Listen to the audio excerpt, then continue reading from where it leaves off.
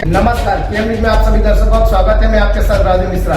विशेष जानकारी के लिए देखिए हमारी ये रिपोर्ट। सुधांशु त्रिवेदी ने कहा, ये बहुत हो गया है। अनाप शनाप के उदाहरण देकर वीर सावरकर जी का अपमान करना और महात्मा गांधी की दुखद हत्या के साथ उसे जोड़ने का प्रयास करना। उन्होंने किताब कोट की है तो मैंने भी किताब कोट की है। और क्या कहा उन्होंने, देखिए। मोहम्मद अली जिन्ना की मुस्लिम लीग के मद्रास प्रेसिडेंसी के अध्यक्ष थे।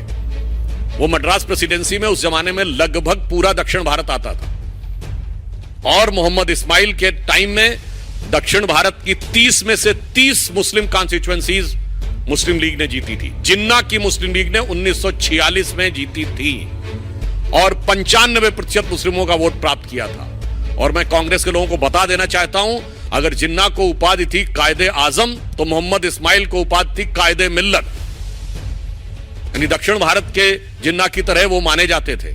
और इतना ही नहीं, आजादी के बाद ऐसा भी नहीं कि उनका कोई हृदय परिवर्तन हो गया था। 17 अगस्त को उन्होंने आजादी के बाद 47 में एक बयान दिया है कि उन्हें वैसे ही मुस्लिम पृथक निर्वाचन क्षेत्र चाहिए जैसे कांग्रेस ने 1916 से दिला रखे थे। अर्थात मुस्लिम्स के लिए अलग कॉन्स्टिट्यूएंसी नहीं चाहिए, उसमें वोट देने का अधिकार भी सिर्फ मुस्लिम्स को होगा, जिसको लेकर संविधान सभा में सरदार पटेल ने उनकी अच्छी खबर ली थी। और उनके दूसरे नेता बी पोकर साहब, उन्होंने भी इसी चीज की वकालत की थी। तो नाम बदल लेने से कैरेक्टर नहीं बदल जाता।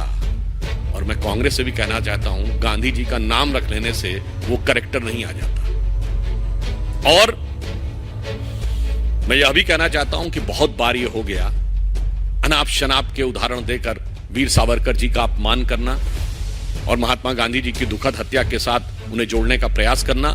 तो यदि उन्होंने किताब कोट की है तो मैं भी किताब कोट करके बोल रहा हूं।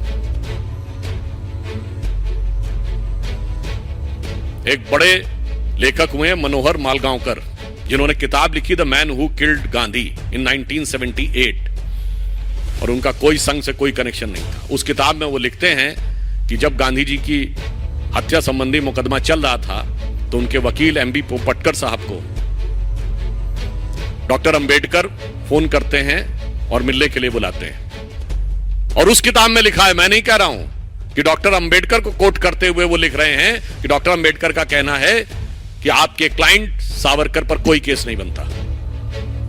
फिर भी उसको लेकर जबरदस्ती उन्हें फंसाने का प्रयास किया जा रहा है और कैबिनेट के तमाम सदस्य इससे नाराज हैं। मैं फिर कोट कर रहा हूं, यह हमारा वक्तव्य नहीं है, भाजपा संघ का वक्तव्य नहीं है, यह मनोहर मालगांवकर ने अपनी किताब में कोट किया और वो कोई उस प्रकार के राइटर से के थ्रू नहीं है जिसका जयराम रमेश जी उल्लेख कर रहे हैं। और सावरकर जी छूट गए।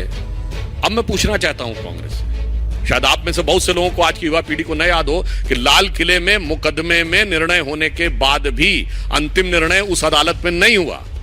उस समय पंजाब हाई कोर्ट की जो बेंच थी शिमला, उसमें जाकर मुकदमा हुआ और फाइनल सजा वहां से हुई। पर नेहरू सरकार सावरकर जी के खिलाफ हाई कोर्ट में क्यों नहीं गई? अगर उनको किताब में लिखी बात के ऊपर कोई ऐतराज है तो क्यों नहीं गए? क्योंकि उन्हें पता था ढेले भर का कोई भी सबूत नहीं था। निराधार आरोपों के आधार के ऊपर इस प्रकार के निरर्थक अनर्गल आरोप वो सदैव लगाते रहते हैं। और एक संदर्भ और बता दूं, Muslim League is absolutely secular and RSS is communal. ये आज का एजेंडा नहीं है, ये नेहरू जी के जमाने का एजेंडा है।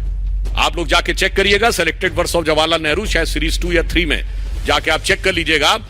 5 जनवरी 1948 को गांधी जी की हत्या से 25 दिन पूर्व सारे मुख्यमंत्रियों को नेहरू जी का लिखा हुआ पत्र है जिसमें वो कह रहे हैं मुस्लिम लीग की बैठकों से कोई दंगे होने की संभावना है, इसको मैं उतना खतरनाक नहीं मानता हूं। हिंदू और सिख सांप्रदायिकता खतरनाक मोड़ ले रही है और आप सब लोग आरएसएस के ऊपर सख्ती क्यों नहीं बरत रहे? तो ये विचार जो है खानदानी है। अब हमें दीजिए इजाजत, हम कहीं फिर और खबरों के साथ मिलेंगे। हमारे चैनल पर लाइक शेयर सब्सक्राइब करना न भूलें। नमस्कार।